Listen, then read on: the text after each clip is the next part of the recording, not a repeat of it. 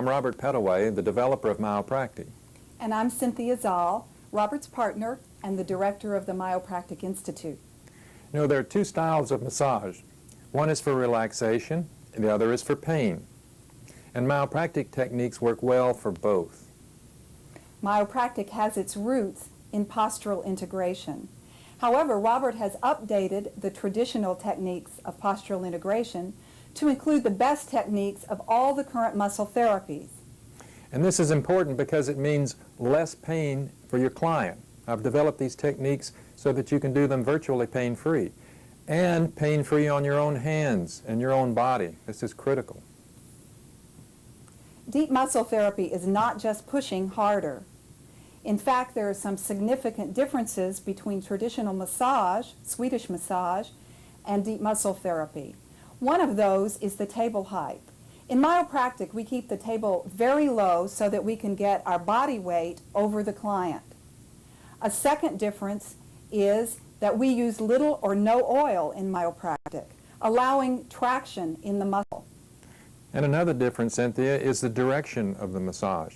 In Swedish, we were trained to go toward the heart, where in Myopractic, we frequently go away from the heart, going from origin to insertion, or we may go across the muscle. Also, each muscle is very important. Each muscle in the body gets specific attention in Myopractic techniques. And there are three basic Myopractic techniques. The first is compression, that's used to relieve tension in the muscle. A second set of techniques is clearing, in which we address the pain in the muscle. And finally, the separation techniques balance the muscles in the body. Now I'd like to show you some demonstrate some techniques on Cynthia. Now I'd like to demonstrate the three techniques that Cynthia mentioned a moment ago. But first, notice the table height. Normally we put a Swedish table height approximately here. In Myopractic, we'll move the table 3 or 4 inches below my fingertips. This allows you to get your body weight over your hands. That's important in Myopractic work. Now, the first technique we're going to use is compression. We use that to get rid of any tension or holding patterns in the body. This is critically important. Even though my wrists are bent 90 degrees, I can avoid any wrist pains or problems simply by keeping my fingers and wrists completely relaxed. Relax your hands, put them right over the muscle. Center your body weight. If you'll notice, my back is straight and my chest is directly over the part that I'm working, and then slide down gently through the leg. Also, if you notice, I'm not pushing here with my shoulders or here. Actually, to go forward, I'm bending my right leg.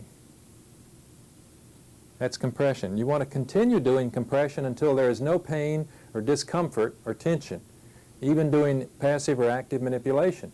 Cynthia, if you'll raise your knee and relax it, raise it and relax it. That's an active manipulation during compression. No discomfort? No. Then that leg is clear for compression, and we can go on to a clearing technique. I use quite a few clearing techniques, but the most important one, the one that will help you avoid pain in your leg, in your hand, in your arm, is a covered thumb technique. Again, notice your wrists will be bent nearly 90 degrees.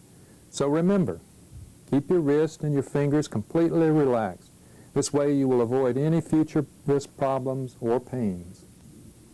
Place your hand on her leg, in this case, and your other hand is going to provide all the pressure or weight. My left hand's over the thumb, and I apply pressure. You continue doing clearing techniques with a covered thumb until there's no discomfort, no trigger points, no speed bumps, no pain or tension in the leg at all, even during active or passive manipulation. Cynthia, if you will bring your knee up a little. Relax and up. Relax.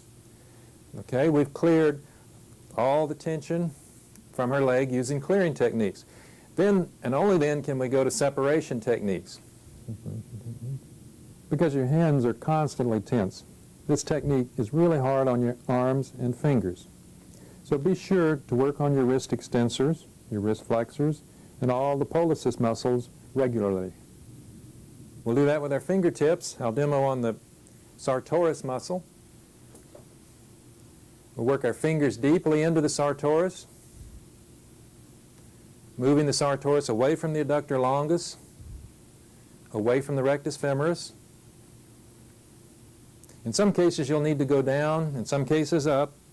In this case we can also use a prying opening separation technique. We can clear all the way to the bone, getting rid of all the myofascial adhesions that are important in separation work. Now we'll use these three techniques, compression, clearing, and separation, over the next 5 lessons. We'll apply them to over 130 different muscles, bringing you the Myopractic Deep Muscle Therapy System. This is lesson 4. We'll be working on Steve today. We'll begin working on his hands, arms, shoulder, work on his neck, and even do some face work. So in a moment we'll start with Steve face down to begin our techniques.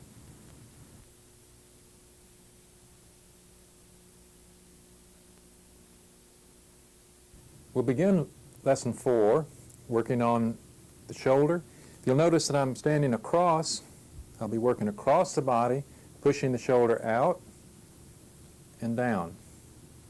With tension, the shoulder pulls in and up. So we want to get rid of this tension, push out and down. We'll start with some compression into the rhomboids and trapezius. Working outward, we're traveling about 2 inches. Don't need to go over the scapula.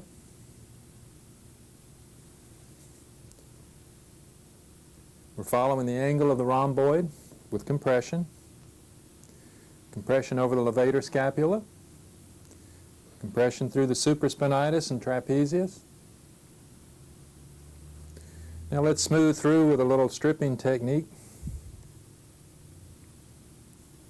Preparing the muscles for some clearing techniques. Working through the rhomboids, over the levator scapula, over the trap, supraspinatus. Place your thumb, hand over, compress in.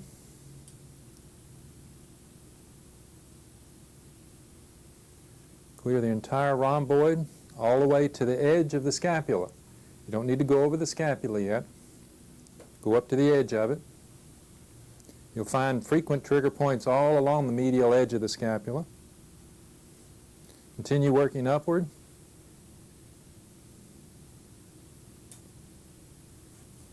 Till we get the levator scapula.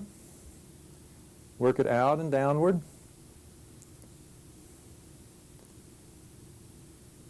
If you find a trigger point, which you frequently will on the levator scapula, stop your transverse or circular friction. Hold regular compression until you feel the muscle relax down and stretch and the scapula moves down and out. And we'll work into the supraspinatus.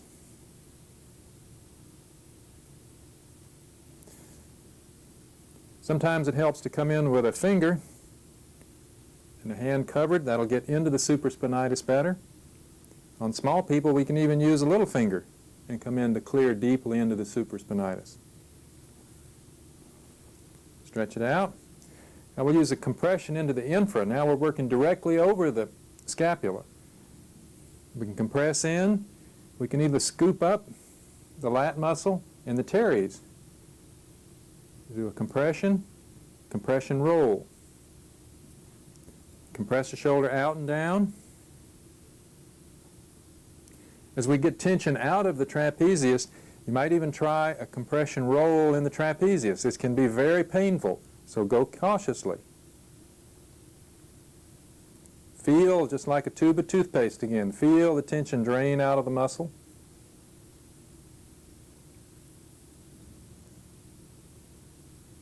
Compress into the infraspinatus. Again, do a kind of a rolling petrissage, rolling compression.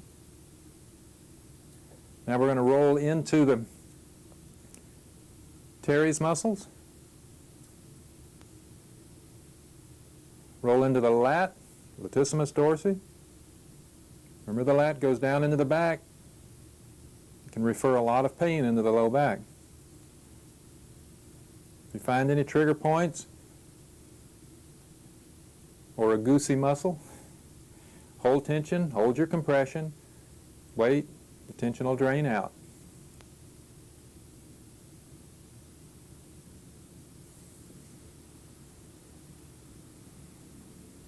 I'm doing this demonstration on an up angle.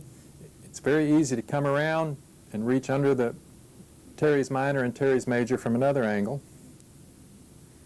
We'll work down through the posterior deltoid. Use a covered thumb to get more depth. Compress into the tricep.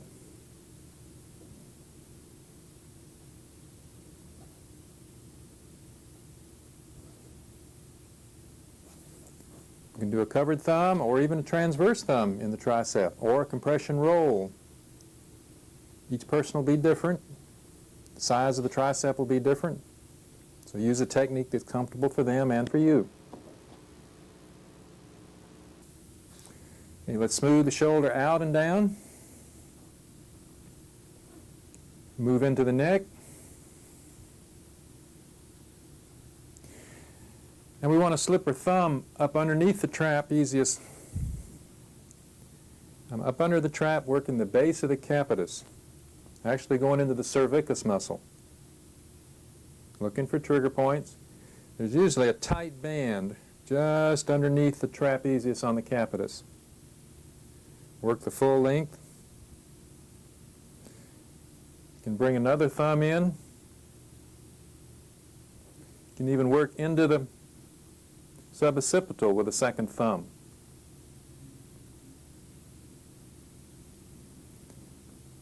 Once you've cleared as much tension as possible, bring your thumbs on one side, fingers on the other, and we'll rock the capitis back and forth. When you've rocked, pushed all of the tension out of the capitis, reaching down into the cervicus underneath,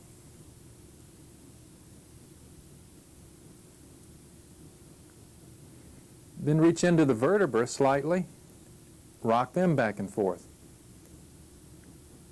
You'll feel the neck loosen more, until all the tension is drained out. Then we'll go into the scalp. Work the skin. If you don't want to mess up the hairdo, don't move over this hair. Press into the scalp and move the skin. Move the scalp over the bone. Don't move over the hair, and you'll preserve the hairdo. That's important on some of your women clients. Work the entire scalp as much as you can reach from the posterior side. Work into the temporalis.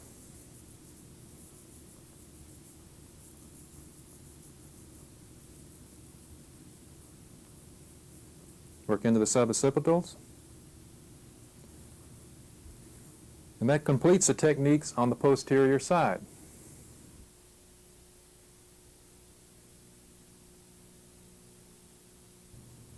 To do the arms, in Lesson 4, let's start with the fingers. Use a knuckle, and we'll pull through each finger. As you go over the top, you're doing the tendons. As you go through the side, we're working more the ligaments. Work each finger, traction, rotation, work the ligaments. They have a ring, just move it back, work, move it back again, work right around it, down the knuckle. Ligaments on the inside, rotate. If you need to change hands. For the thumb, same, traction. It's also called long axis extension. This is especially important for the therapist out there, for taking care of your own hands. We'll begin on the second metatarsal. Work your thumb into the muscle. Work up underneath the second metatarsal. You're looking for trigger places, trigger points, muscle bundles, spasms. When you find them, when you feel pain or get a pain indication from your client, stop. Let the tension drain out. When the tension drains out, go back to circular friction. When you've cleared all along the second The carpal will clear along the first metacarpal.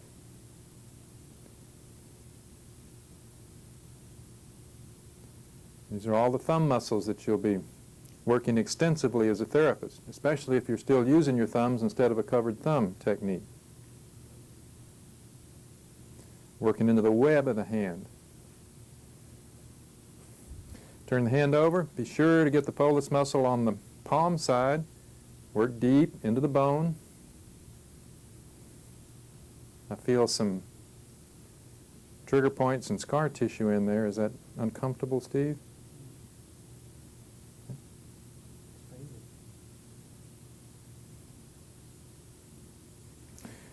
Along the radial nerve is another thumb muscle that's critically important to clear. Clear right along the radius bone, up.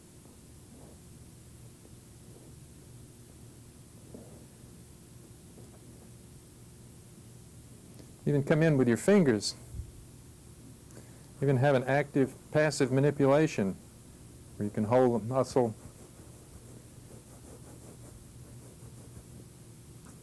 And that should clear all the trigger points out of our thumb muscle. This can cause a lot of pain in the wrist area. Be sure it's well cleared. Then we'll go to compression into the medial flexors.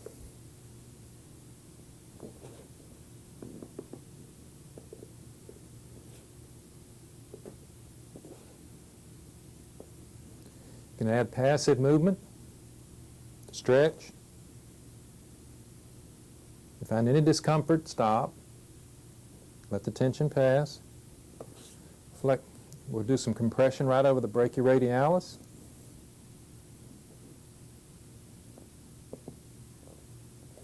Now let's clear through.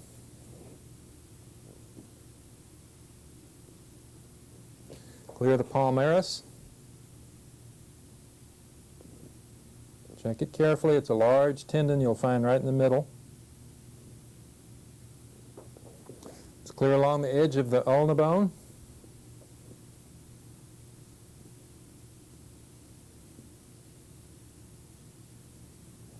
Turn the hand over. Compression on the extensors. Add some passive motion. In the brachyradialis.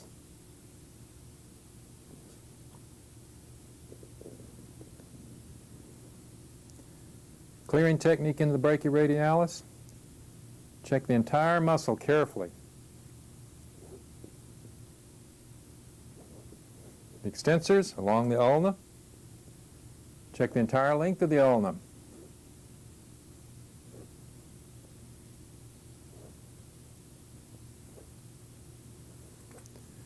We'll move up into the upper arm. An often neglected muscle is the brachialis. Roll compression. It's tight. You use a covered thumb to clear through the brachialis.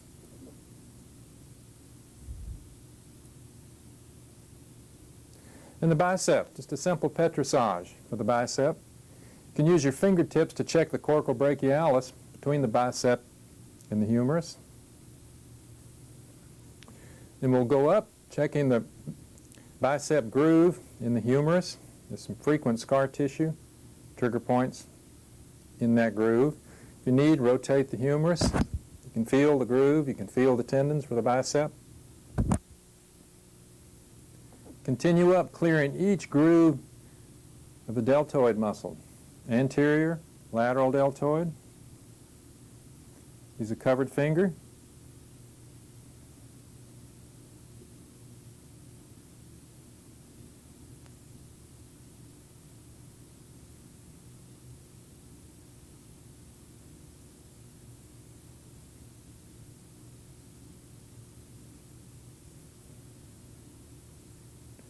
And that completes the arm muscles.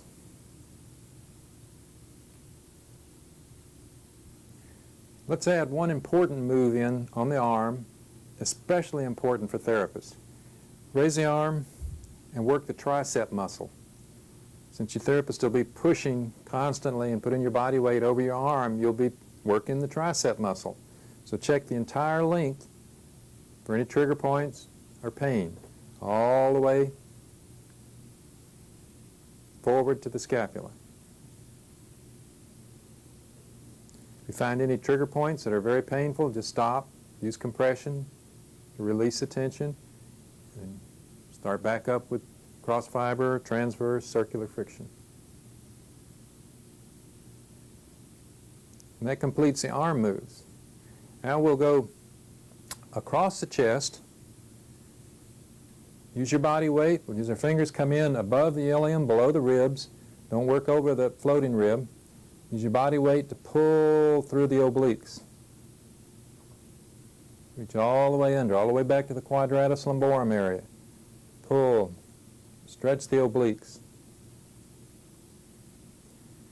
Then we'll pull up and underneath the costal arch. There's a little tension there, so let's use a covered thumb. Come back through it. Push. Push. If it's still too tight, we can raise the knees a little. The muscles relaxing. So now we can clear well up underneath the costal arch. Let's hold the costal arch area, hold the skin down, and push through and between each rib, through the intercostal muscles. If you pull the skin, add a few drops of oil to your hand. Working over hair, it's important, if you're pulling the hair, causing pain, don't pull up, don't move over the skin, just move the skin over the bone. Move over, move the skin over the bone. This way you won't extract the hair. Working between each rib, working the pectoralis.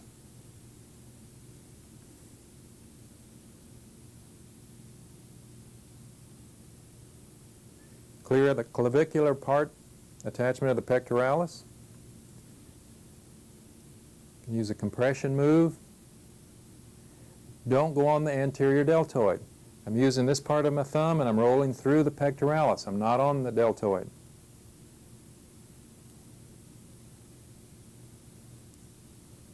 This completes the chest moves from across the chest. We begin by our compression roll into the pectoralis, back to our tube of toothpaste, roll slowly, feel the tension drain out.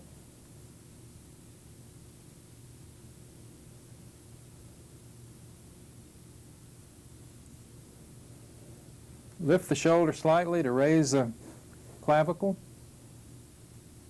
and work the subclavian muscle. Reach underneath, all the way underneath the clavicle. Roll back and forth. Release all the tension. Any trigger points in this muscle can radiate right up into the neck, radiate down the arm.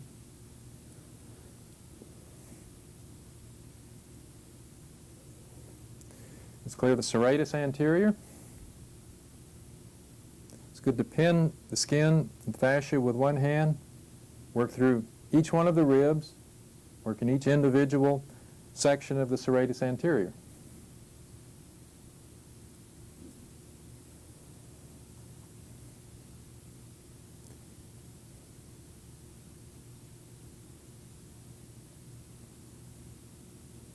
This opens the arm so we can go in on the teres major.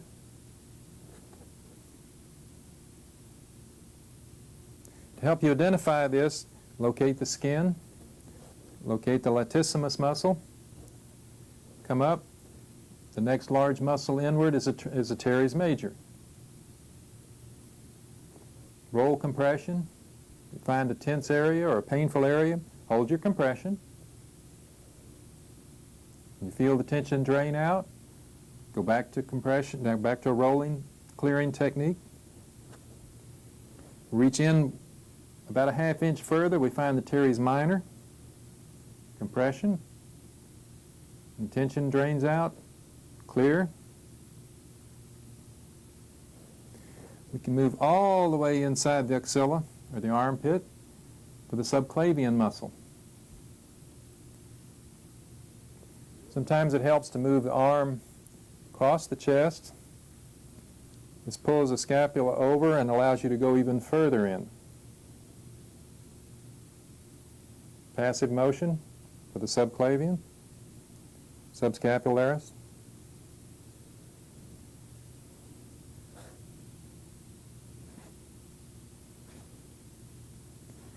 And that clears the shoulder.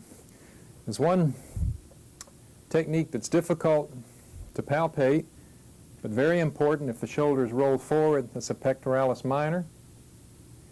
We can reach it by going underneath the pectoralis major.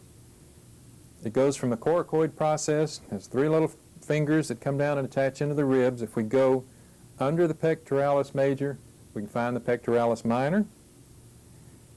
Push in and release tension from this powerful muscle that rolls the shoulder forward.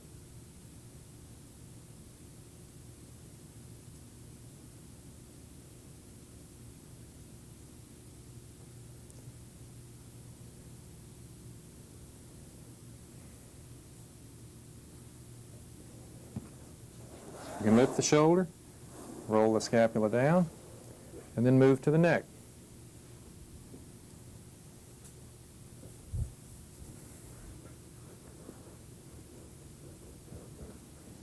Ourselves a little working room. Work your fingers into the capitis. You want to create a nice C in the neck. If there's a broomstick in there, the neck will come straight up off the table. No curve. Add some circular, removing the tension through clearing. That's our compression move, straight back, clearing. You can roll the neck, use a thumb to go in on the capitis.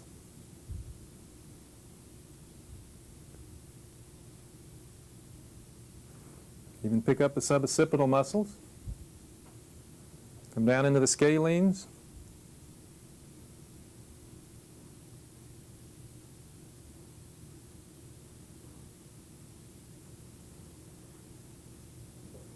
And the sternocleidomastoid, SCM muscle.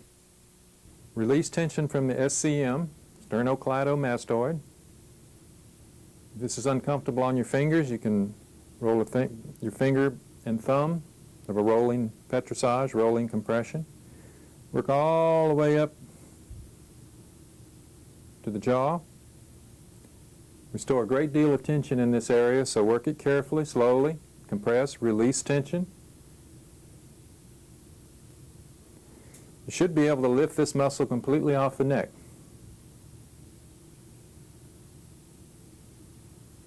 With the sterno clear, let's go under the jaw.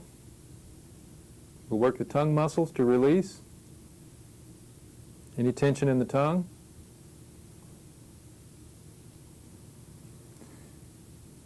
Under the jaw.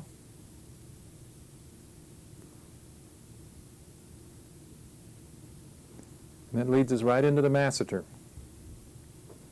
Compression. Drain the tension. Circular friction. Clearing. Then we'll work into the zygomatic ridge.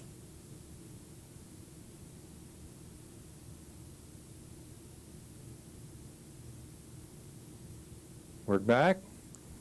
Takes us right into the temporalis. Compression clear.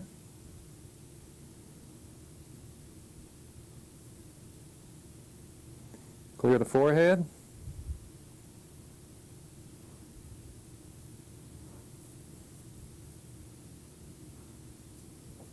And don't forget the ears.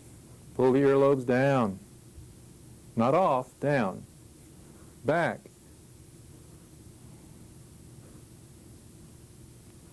Remember, all our acupuncture points for the ears are all through the ear edge. Pull the ear forward. Up. We slide back into the scalp. Through the temporalis. Work the entire scalp area.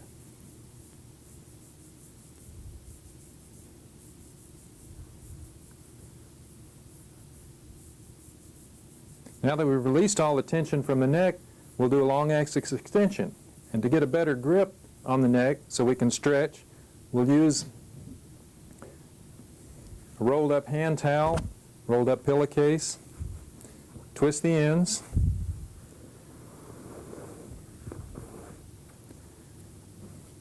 put it directly under the suboccipital,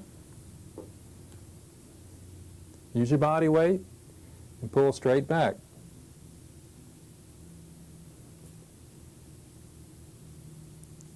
Be careful if they're wearing earrings. Okay, and this completes the next section and completes lesson 4.